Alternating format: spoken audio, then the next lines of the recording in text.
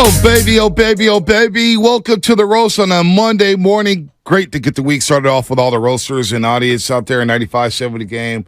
Shout out to everybody out there getting off the graveyard shift. If you're at work, what is happening? If you're getting ready for work, what's good? Baby mamas, baby daddies, strippers, cops, firefighters, plumbers, janitors, golfers, ushers, security guards, you name it. Good morning to everybody out there. Lutman.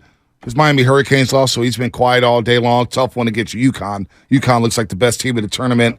They're only -7 today against San Diego State. I'm thinking about coming out of retirement and hammering UConn. I think they went by 10+. Although we're rooting for the Aztecs because they have a couple Bay Area guys on the team, including Trammell, who comes from Marin City by way of City College, by way of St. Ignatius High School, by way of Seattle University. There with Pat Mulligan. So good morning to everybody out there rooting on San Diego State, although I'm probably going to hammer UConn. Good morning to Spadoni, Joe Shasky, the Butcher.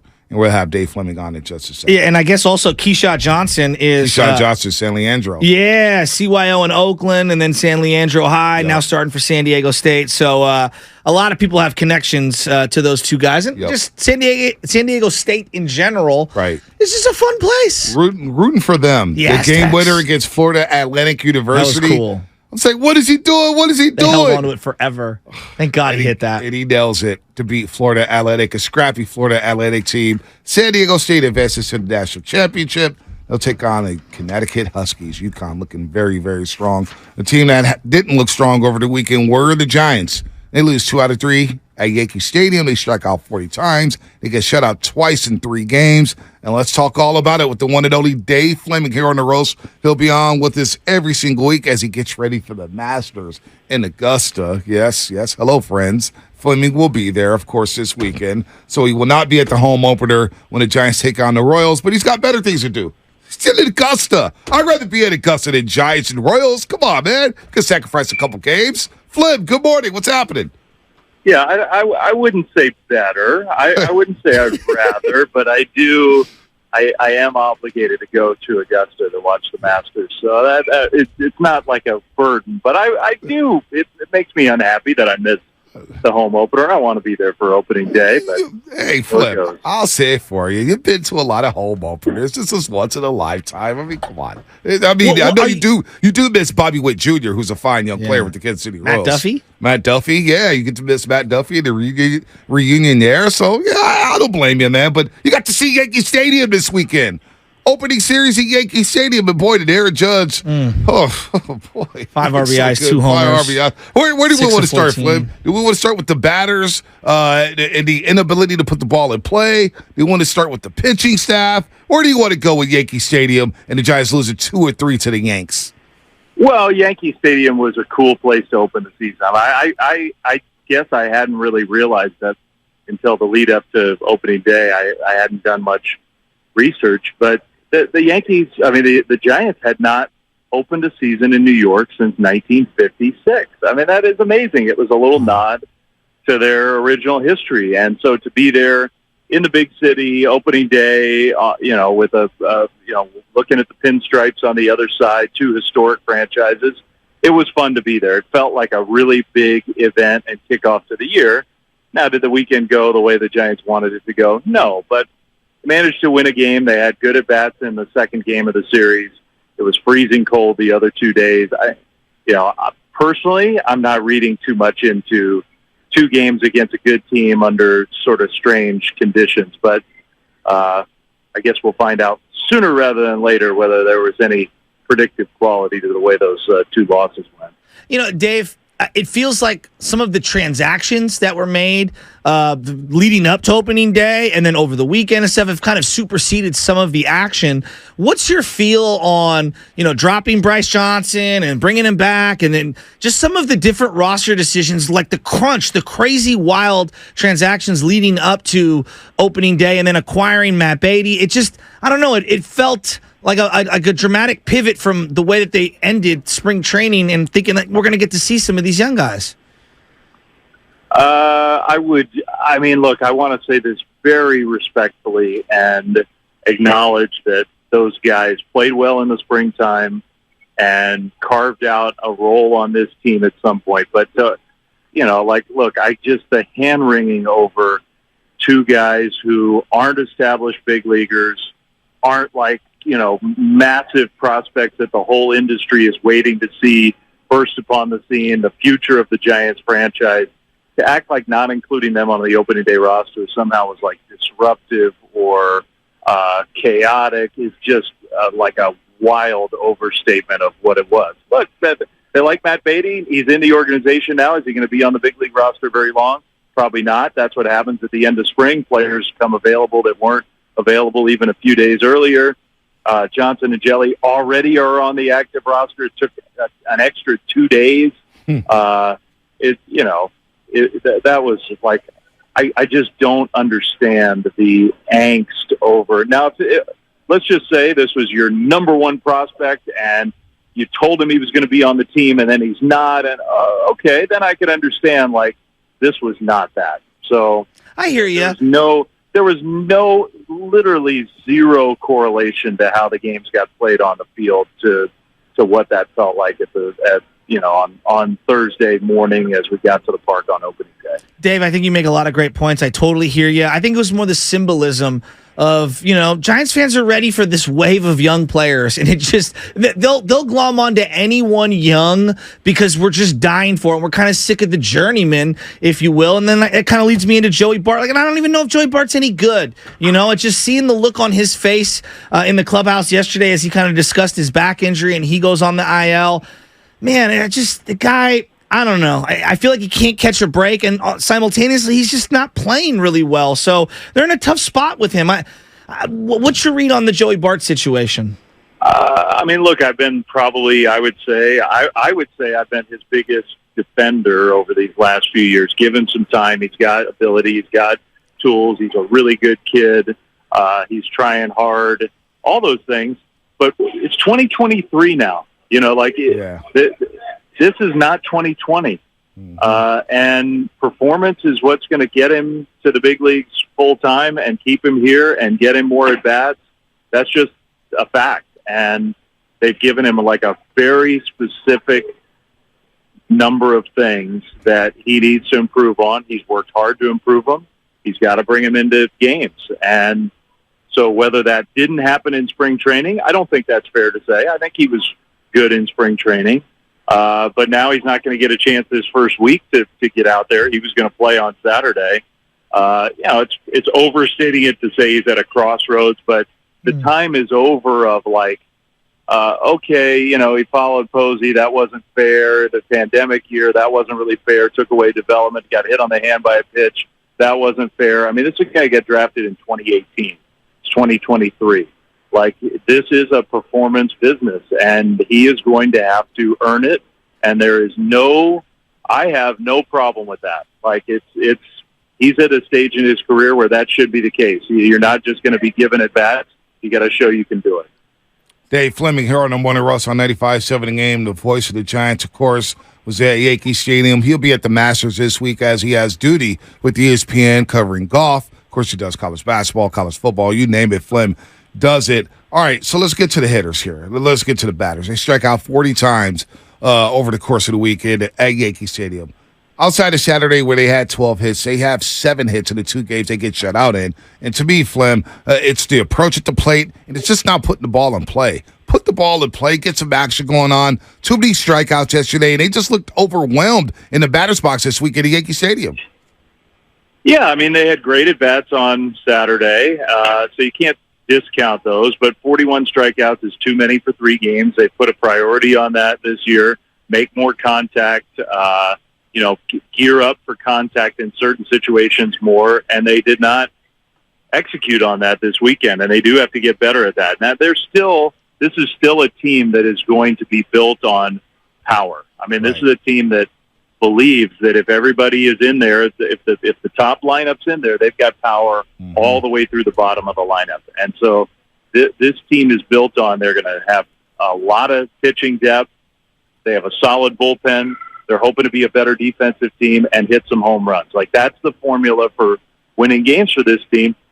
You're going to have to accept some swing and miss. But they have said they want more contact. Dave Kapler's talked about that a lot, and that didn't happen this week. And that's probably, if there's a number one thing to come out of the weekend that you want to circle and be worried about, that's probably it. I think it's 3 games is way too quick to make a judgment, but a few weeks of games is not. So we're going to find out pretty soon, like, is that plan to put the ball in play a little more frequently going to pay off? Yeah. Dave, I thought that Saturday game was thrilling on a variety of levels. Brandon Crawford having a monster game. But I want to get to the 9th inning because the drama of a normal 9th inning with bases loaded and 1 out like that's already dramatic. You factor in the pitch clock. You factor in that Doval was in the WBC for a lot of the time in spring training and worked slow. It was so thrilling that 9th inning. And I know they ended up winning, and we can break down all those things, but just the pace of play factored in with the normal baseball drama, I thought it made for a great product on television.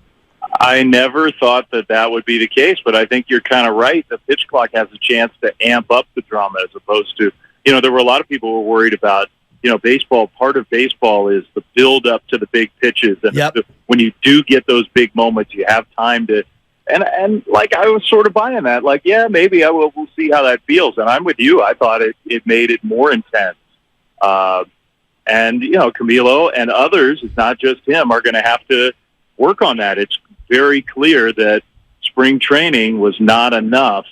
Because Camilo did just fine in spring training, but the game, with a game that counts in a big stadium, it did speed up on him a little bit there. And so that's going to be. For all these guys, that is going to be something to get adjusted to early in the season. But this has been such a good week for baseball. Totally, few weeks for baseball. Between the World Baseball Classic, how cool that was, how successful that was around the world, and then the pitch clock and the new rules and more base stealing and more hits on balls in play. Really positive stuff. I mean, I just think it's going to be a super fun year to be a fan of the game. No, I agree. And Bruce Bochy, how about him being 3-0 in his first 3 games back in the bigs with the Texas Rangers? They sweep the Philadelphia Phillies, who, of course, represented the National League in the World Series. You got Braves and Cardinals starting the series. You got the Orioles taking on the Rangers. A lot of good baseball. You're right about that, Flynn, but we're looking at the Giants here. And how can they play good baseball? Well, I said that Logan Webb, their starters really struggled. Alex Cobb didn't make it out the 3rd inning Saturday afternoon. Now the Giants do get the win, but yesterday Ross Stripling in his first start for the Giants gave up a monster home run. Maybe you could speak on that, being there live in person. That thing, I thought it was going to Queens, Flem. That hit Stanton 2-run bomb there in the 3rd inning. Yeah, that was one of the farthest balls I've ever seen hit. That was something else. And those 2 guys, I mean, it's just so intimidating to face those guys, especially in that ballpark where right field is such a home run porch. It's just such an intimidating place to pitch. Now, I'll disagree with you on one thing. I thought Alex Cobb looked really good. Cobb had his spring interrupted by that line drive off his leg. If he doesn't chuck the ball into center field, the first inning's calm and quiet and fine. He made an error that cost him a ton of pitches and a lot of stress. I thought his stuff looked excellent. I think he's going to have another really good year. Yeah, I mean, Stripling had never given up more than 3 home runs in a game. That's not the way he wanted his Giants career to start. I'm willing to give him some time. He was really good last year. And now, today we get to see DeSclafani and probably Sean Manaea. They have so many pitching options. They will get this sorted out, like who's going to be best in what role. Assuming almost everybody stays healthy, they have some time to work through what roles are going to be best for everybody because they have a lot of options. I mean, I think it's a really strong overall pitching staff. Flem, I kept watching Aaron Judge walk into the batter's box thinking, damn it, he's going to be in gray. He's going to have San Francisco across his chest. And instead he's in those pinstripes. And boy, did he make the Giants pay over the weekend. I mean, I know Yankee fans are ecstatic about having Judge there in that 99, still in pinstripes, but when you're calling a game, you're watching him walk up, you're like, dang, it would have been cool to announce Aaron Judge hitting bombs like he did over the weekend. 2 home runs against the Giants, 8-14 overall. He destroyed Giants pitching. Yeah, he's right now. I mean, there's a reason the Giants went after him as hard as they did. He right now, almost like he's got the cheat code going. He just looks at the plate like, if you're on the mound looking in at that, he's so physically overwhelming. It just looks like he's playing kind of a different sport. That's the way I would describe it. You look at him in the batter's box, and it's like, man, that guy's a baseball player. I mean, he just looks like he's so much bigger and stronger than everybody else. And you're talking about a lot of big, strong guys. He just flicks the bat like it's nothing. And he's so determined to be a great player, so he's got all the work ethic stuff, too. Look, it's horrible for Giants fans to have to watch it and think what could have been. It's great for the game that we have a guy who's that compelling. I mean, right now, Trout, we've always said Trout's the best player in the world, has been for a long time. Between Ohtani and Judge, you have a pretty darn good debate about who the best baseball player in the world is. And the star power in the game is very, very high right now.